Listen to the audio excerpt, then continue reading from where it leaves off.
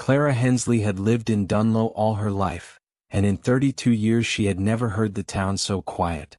Even the crickets seemed to have forgotten their rhythm, and the wind, which usually rattled the oak leaves outside her kitchen window, had gone perfectly still.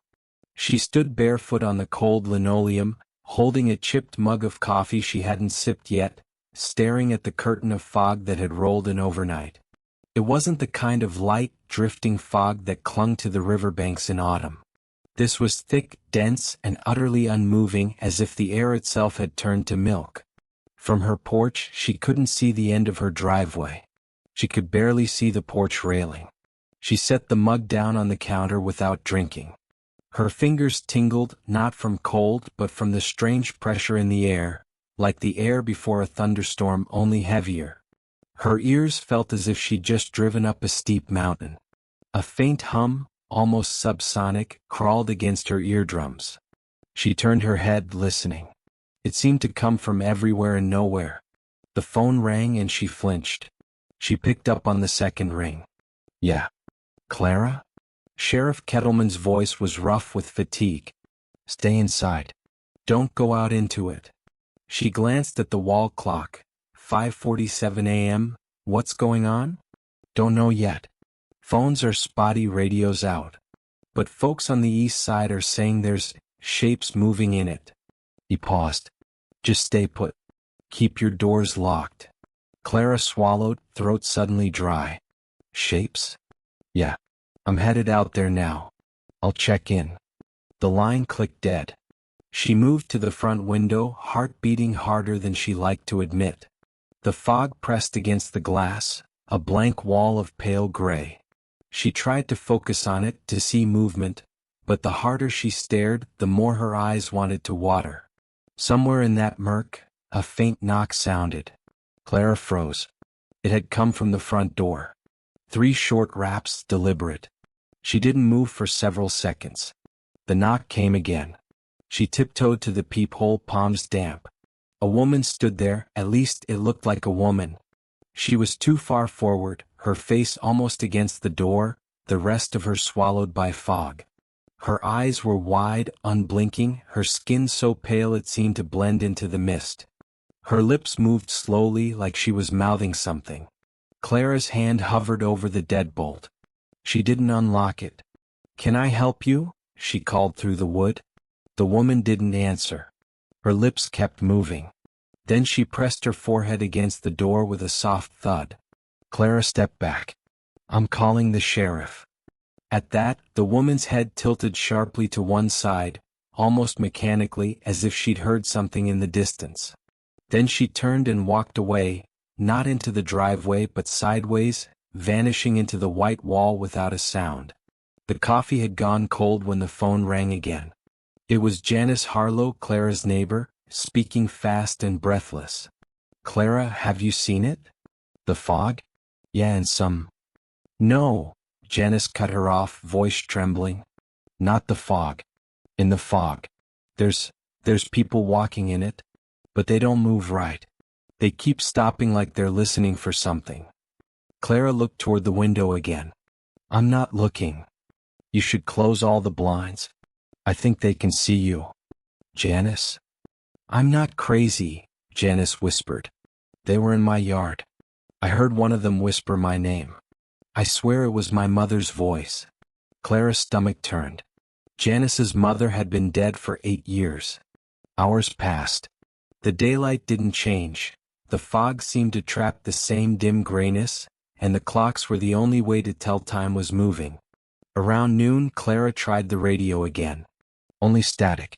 Then, faintly beneath the hiss, she thought she heard a voice. "Clara?"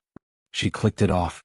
The hum in the air grew worse as the afternoon dragged on. It vibrated in her teeth now. She paced the kitchen, peered out through slits in the blinds.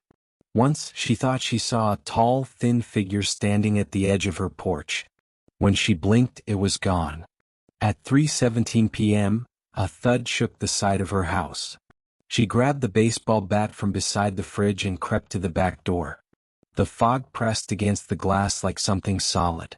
A shadow moved in it, impossibly tall, bending at the middle as if it had too many joints. The handle rattled. Clara backed away, bat trembling in her grip. She kept every light on as the sky outside dimmed. The fog seemed to deepen with the fading light, becoming almost blue-gray, swallowing the world whole. She tried calling the sheriff again, but the phone only spat static. Then came the sound of footsteps on the porch. Slow, deliberate boots on wood. Her heart hammered. A voice spoke, low, male, calm. "Clara, it's me. Let me in." Sheriff Kettleman. She rushed to the door, unlocked it halfway, then froze. Through the small opening she could see him, his hat pulled low, coat collar up. But his face didn't move right when he spoke. His lips seemed to lag behind the words, like a badly dubbed film. And his eyes were too reflective, catching the porch light with a glassy gleam. "Clara," he said again. "Let me in. You're not safe out here." Every instinct screamed to slam the door. "I'm fine," she said, forcing steadiness. "You should go." The sheriff's head tilted, the same unnatural angle she'd seen with the woman that morning. Then, without another word, he stepped backward into the fog and was gone. By midnight, Clara had stopped trying to sleep. She sat in the living room with the bat across her knees, every blind shut tight, every light burning. The hum was louder now, or maybe it was closer. Sometimes, in the hum, she thought she could hear words. "We see you. Come out." Once, she heard her late father's voice calling her name. She gritted her teeth and didn't answer. Just before dawn, the fog pressed harder against the glass. She could swear she saw it bulging inward as if it had weight. Something moved past the window, slow and tall, casting a faint shadow in the pale glow of the porch light. Her phone buzzed, a text from an unknown number. "Let us in, Clara." Clara stood frozen, the flickering light above her turning the wallpaper into a restless, strobing nightmare. The whisper had been soft, almost loving, but it carried that unshakable certainty that it had used her name. Not "hey," not "miss," not a meaningless sound. "Clara." And it came from farther down the hall. The air was heavier now, as if the moment she stepped beyond the threshold, she'd sunk into some unseen depth. Her breath clouded faintly in the cold, though the night outside had been mild. She tightened her grip on the flashlight, the beam jittering as her hand trembled. She forced herself to take a step forward. The floorboards responded with a long, slow groan, not the sudden squeak of wood under weight but the sound of something stretching awake after years of disuse. Another step. The hallway's patterned wallpaper peeled at the edges, curling into shapes that almost looked like fingers reaching from the walls. Her flashlight beam slid over an old picture frame, its glass fractured into spiderweb cracks. Beneath the glass was a photograph of a family standing on the very porch she had entered. But the faces were blurred. Not smudged by time, but blurred in a way that felt deliberate, as though the moment had been captured and then erased. She leaned closer, trying to make out any feature when she heard the sound. Not the whisper again. Not footsteps. Breathing. Slow, deep, and steady as if someone stood just behind her shoulder. She spun around, light slicing through the dark, but the hallway was empty. "Hello." Her voice was too loud, bouncing unnaturally from the narrow walls. The breathing stopped instantly as if her acknowledgement had startled it away. Clara backed toward the picture frame, but as her light passed over it again, she saw something that froze her blood. The photograph had changed. The blurred faces now had eyes. Dark, wet, impossibly real eyes staring back at her. She stumbled, the back of her heel catching on a warped plank. The flashlight beam wavered wildly, and the shadows on the walls seemed to shiver in delight. Her pulse was pounding in her ears when a faint scrape drew her attention to the far end of the hall. The door there, slightly ajar a moment ago, was now fully open, yawning black. It wasn't a polite kind of darkness. It was the kind that seemed thick enough to choke on. She didn't want to go in there. Every instinct screamed don't. But there was something about the open doorway, the way it seemed to lean toward her, that made turning away feel impossible. She approached slowly, counting her steps without meaning to. 7, 8, 9. Her breath quickened. At 10 she stood before it. The cold here was biting, slicing into her skin with invisible teeth. Her flashlight beam entered first, stabbing into the dark, only to vanish as though the blackness swallowed it whole. Her fingers brushed the doorframe. The wood was wet. She pulled her hand back and found her fingertips slick with something that smelled faintly metallic. She brought them closer to her face. Blood. Before she could recoil, a voice, closer now than the whisper had been, said, "You came back." Her throat tightened. "Who's there?" Silence. Then, barely audible, "It's still hungry." A sudden crash erupted behind her, something heavy falling against the wall. She whirled around and her flashlight caught a flash of motion, something ducking out of sight behind a corner farther down the hall. Heart hammering, she took a step in that direction. The light flickered. Once. Twice. Then failed. Pitch black swallowed her. The air shifted. It wasn't still anymore, it moved like the inside of the house had lungs. Each inhale made the floorboards rise imperceptibly under her feet. Each exhale brought a draft of freezing air against the back of her neck. She took out her phone, fumbling to turn on the flashlight. The weak LED glow returned the world in pale gray. The hallway was empty. But now there were wet footprints on the floor, leading from the open doorway to where she stood. Bare feet. Small. Like a child's. They stopped directly in front of her. Her phone flickered and died, the battery inexplicably drained. Clara's chest tightened, panic clawing at her throat. She turned, ready to bolt back toward the front door. And froze. The front door was gone. In its place, more hallway. Same peeling wallpaper. Same warped planks. But longer now, stretching into impossible distance. She ran. The air rushed past her, or maybe she was rushing past it. The hall seemed to ripple in her periphery, the walls bending inward as if eager to close on her. She kept her eyes forward, but something was keeping pace beside her, just out of sight. A flicker in the corner of her vision, the suggestion of limbs moving in unnatural rhythm. Her foot caught on something soft. She crashed to her knees, hands smacking against the floorboards. The wood pulsed faintly under her palms, warm now, like the skin of a living thing. A whisper right at her ear, "Don't look." She looked. The floor was no longer wood. It was muscle, veined, twitching muscle, and she was kneeling in a narrow seam that pulsed like a heartbeat. She scrambled backward, but the seam split open wider, revealing a dark, wet cavity below. A smell hit her, sweet and rotten at once. Something moved inside it. A pale hand, small, childlike, reached up, grasping for her ankle. She kicked free and scrambled upright, sprinting down the hallway. The walls narrowed further until she had to turn sideways to squeeze through, the peeling wallpaper brushing her cheeks like damp fabric. She emerged into a room she didn't recognize. It was a nursery. Moonlight bled through a cracked window, illuminating dust dancing in the air. A wooden crib sat in the center, its mobile turning lazily though there was no wind. Inside the crib was a bundle of blankets. Moved. Clara approached cautiously. She peeled the top layer back and froze. It was a porcelain doll, face cracked, eyes mismatched. One glassy blue, the other dark and wet like the eyes in the photograph. The doll's mouth opened. "Stay," it whispered. The room plunged into darkness again and Clara felt small hands, dozens of them, grabbing her from the shadows. The hands were cold, impossibly cold, their grip more like water turning solid around her wrists and ankles. Clara thrashed, but the more she struggled, the more of them emerged from the dark, gripping her calves, her shoulders, tangling in her hair. They weren't strong enough to hurt her, but their sheer number made movement impossible. The sensation was wrong, not just physical but invasive, like each touch reached somewhere deeper than skin. Her breath came in sharp bursts. "Let me go," she choked out. For a moment nothing changed. Then all at once the hands released. She staggered backward into something solid. It was a tall figure. She hadn't heard it approach. It stood in the center of the room now, blotting out what little light seeped in from the cracked window.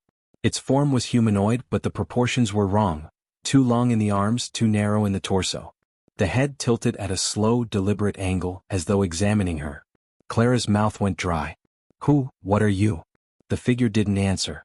Instead it moved, not walking but sliding forward soundlessly, the darkness folding around it like a tide. She backed up until she hit the crib. The porcelain doll inside had shifted, its head now faced her directly. The figure stopped an arm's length away. She could see it more clearly now, though clarity brought no comfort. Its face, or where a face should have been, was a patchwork of pale, uneven surfaces, stitched together with something dark and wet. Eyes were scattered across it, mismatched in size and color, all unblinking. One of those eyes was unmistakably hers. She gasped. Her left eye burned suddenly, vision in that side blurring for a heartbeat before clearing again. The figure leaned closer. Its many eyes moved, focusing on her in unison. Then it whispered in a voice layered with dozens of others. "You've been here before." Clara shook her head violently.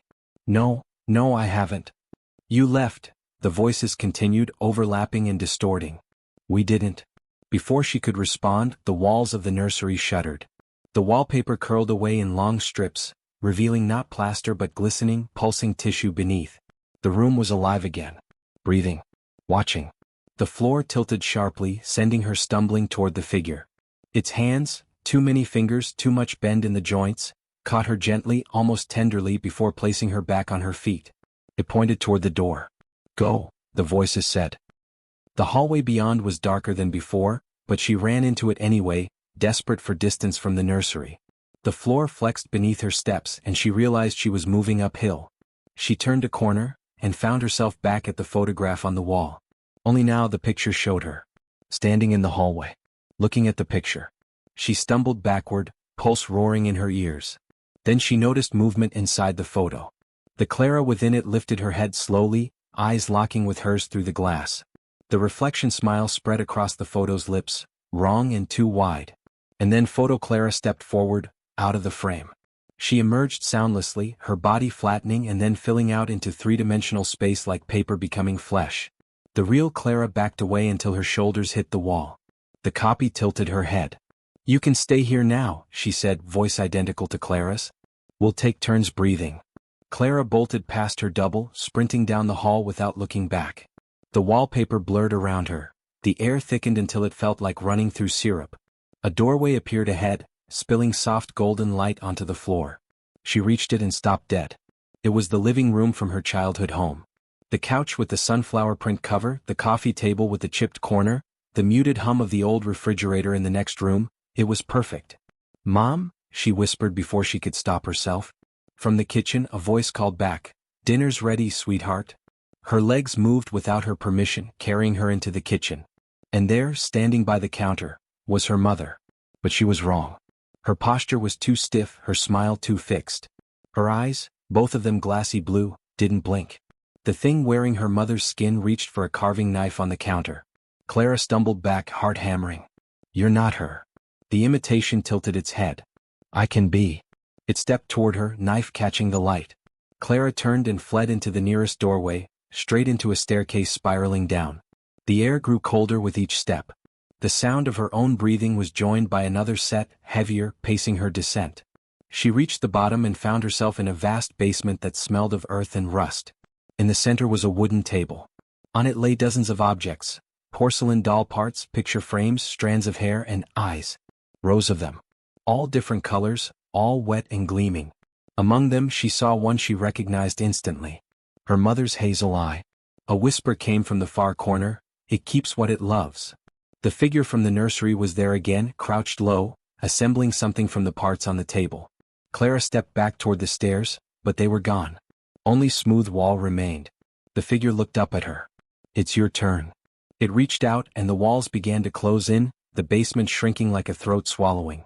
She pressed herself against the farthest wall, but the air was gone now, thin, hard to pull in.